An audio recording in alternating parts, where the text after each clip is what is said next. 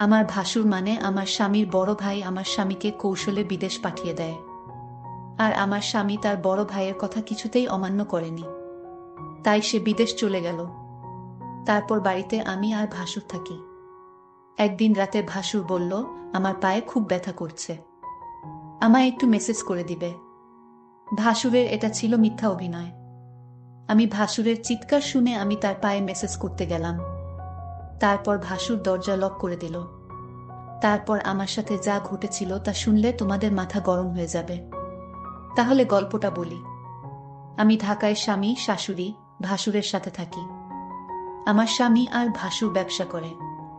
শাশুড়ি প্রায় অস্ট্রেলিয়ায় থাকতে যান ওনার বড় মেয়ের কাছে। এখন মূল সমস্যাটা বলি।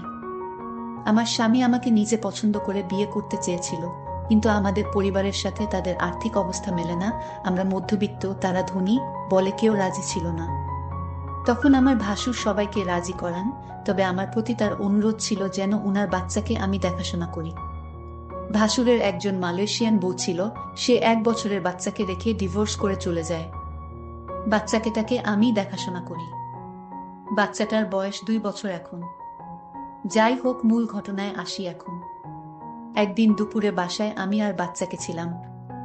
বাচ্চাকে বিছানায় শুইয়ে আমি বাথরুমে গোসল করতে যাই। বাচ্চাকে যেহেতু রুমে একা, তাই ওকে দেখে রাখার জন্য বাথরুমের দরজা খোলা রাখি। ভাসুর তখন বাইরে আর শাশুড়ি অস্ট্রেলিয়ায়। বরের কাছে বাসার চাবি থাকে। এ সময় দরজায় শব্দ পাই, ভাবি বর এসেছে, কারণ চাবিটা ওর কাছেই ছিল। কিন্তু ভাসুরকে দেখি হঠাৎ আমার রুমে ঢুকে পড়তে।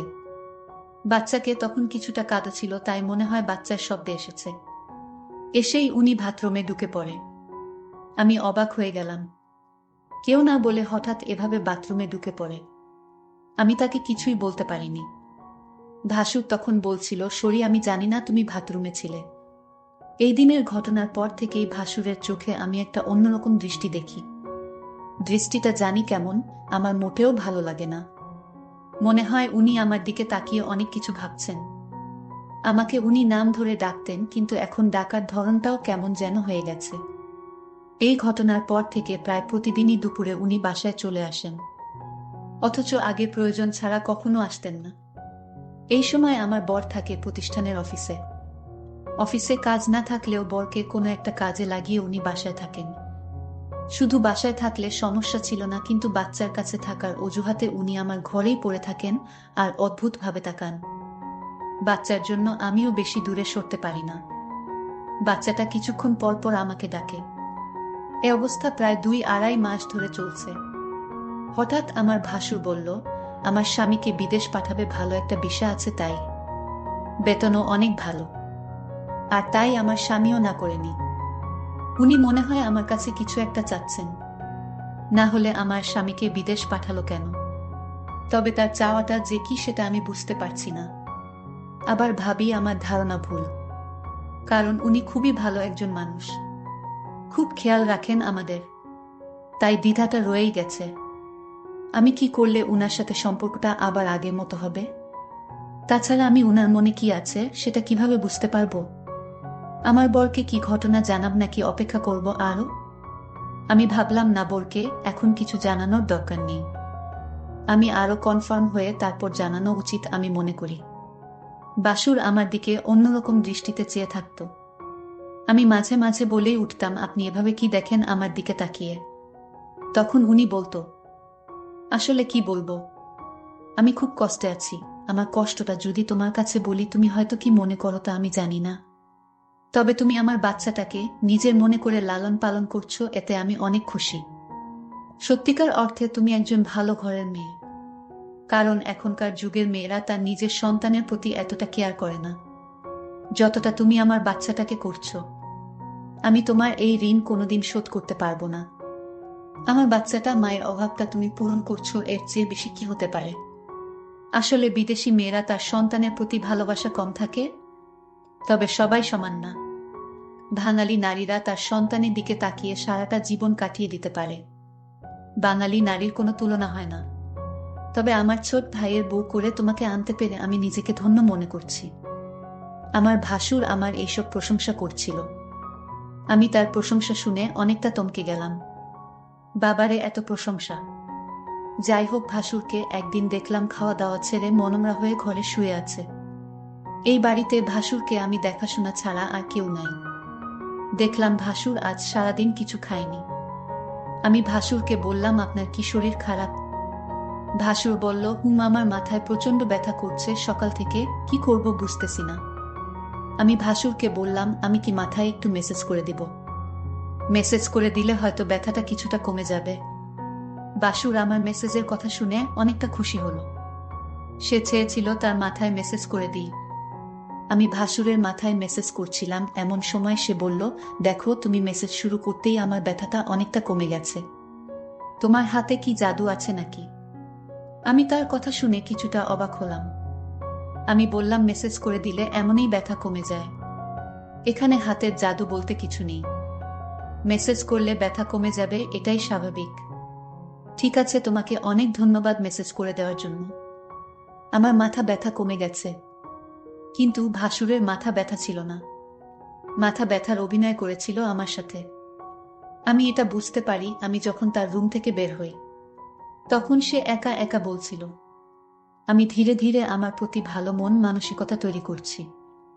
সেটা আমি বুঝতে পারলাম। ভাসুর কেন আমার সাথে এমন মিথ্যা নাটক করছিল, তার উদ্দেশ্যটা কি ছিল তা আমার জানা খুব জরুরি ছিল। আমি বাড়িতে আছি, ভাসুরের সন্তান আর আমার ভাসুর। এরপর দিন আবার সেই অভিনয় শুরু করলো। সে আস্তে করে চিৎকার করছে আর বলতে লাগলো, আমার মাথাটা ব্যথা করছে, এখন কি করব? আমি তখন ভাসুরকে বললাম, ডাক্তারের কাছে যান, তাহলে সব ঠিক হয়ে যাবে। রোগ নিয়ে ঘরে বসে থাকলে কি আর চলবে, বা রোগ ভালো হবে? ভাসুর আমার কথাটা শুনে দেখলাম তার মুখটা অন্ধকার হয়ে গেল। আসলে কি তার মাথা ব্যথা করছে নাকি এসব অভিনয়? আমি তার হাব ভাব কিছুই বুঝতেছি না। আমি ভাসুরকে বললাম, চলুন আজ আপনাকে ডাক্তারের কাছে নিয়ে যাই। ভাসুর বলল, তুমি একটু মেসেজ করে দিলেই তো মাথা ব্যথাটা কমে যায়। তাহলে শুধু শুধু কষ্ট করে কেন ডাক্তারের কাছে যাওয়া লাগবে কেন? আমি ভাসুরের কথাটা শুনে কিছুটা অবাক হলাম। সে চায় আমি তার মাথায় মেসেজ করে দেই। আসলে সে কি চায় সেটা আমার জানতে হবে। ভাসুরের এমন অভিনয় আমার কাছে ভালো মনে হচ্ছে না।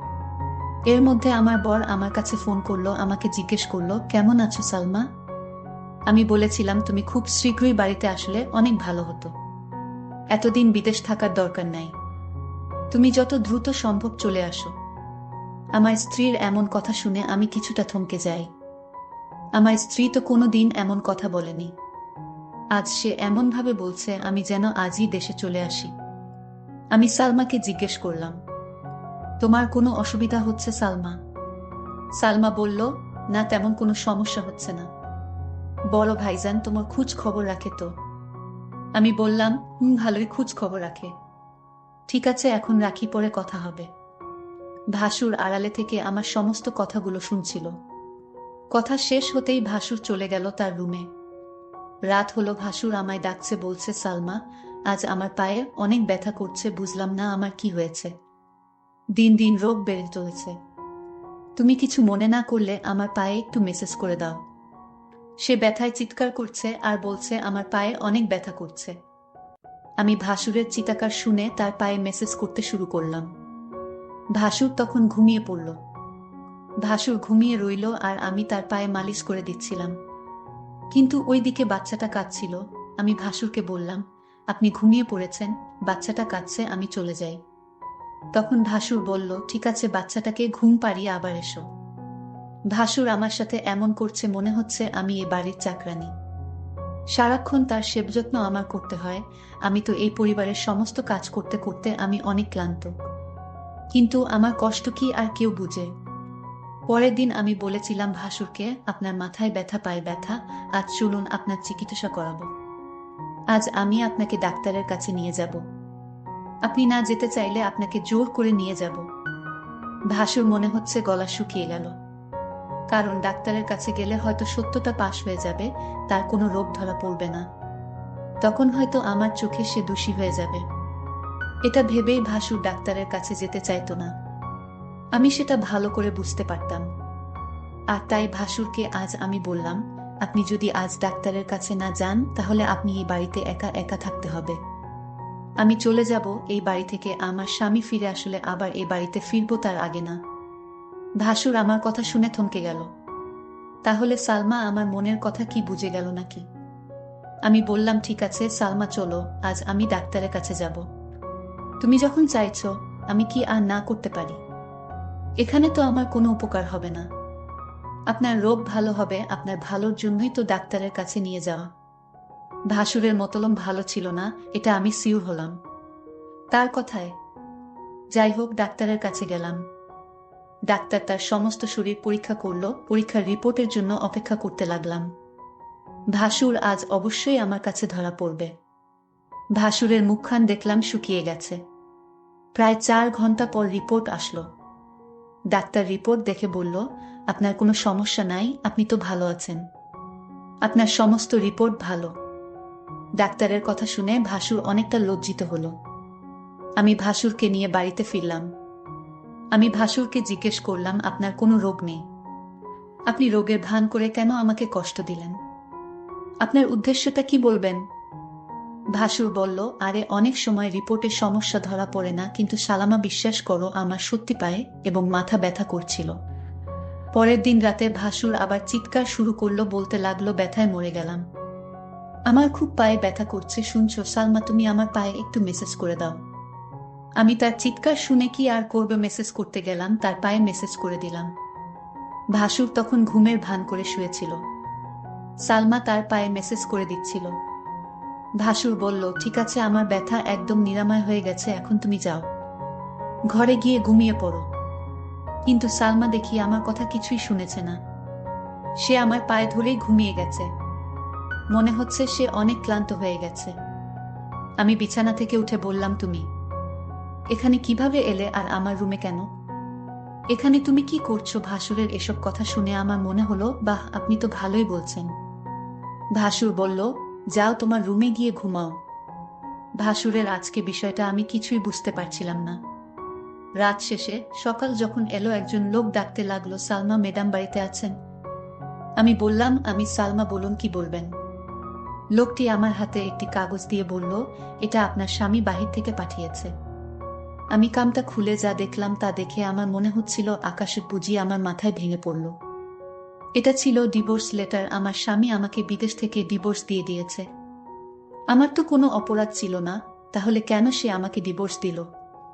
আমি তো কিছুই বুঝতেছি না।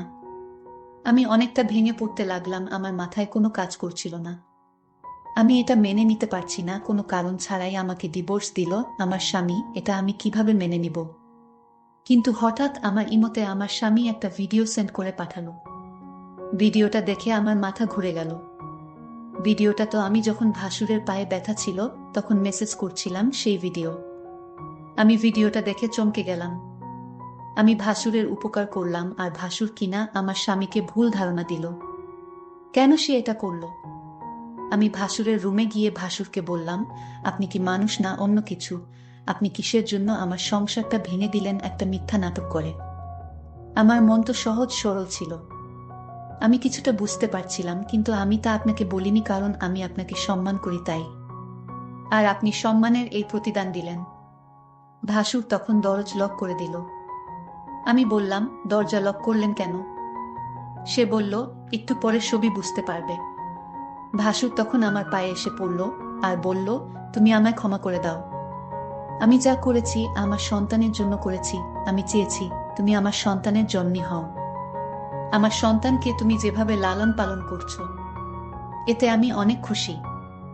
আমি চাই তুমি আমার হয়ে সারা জীবন থাকো। আর তাই তো আমি এটা করেছি।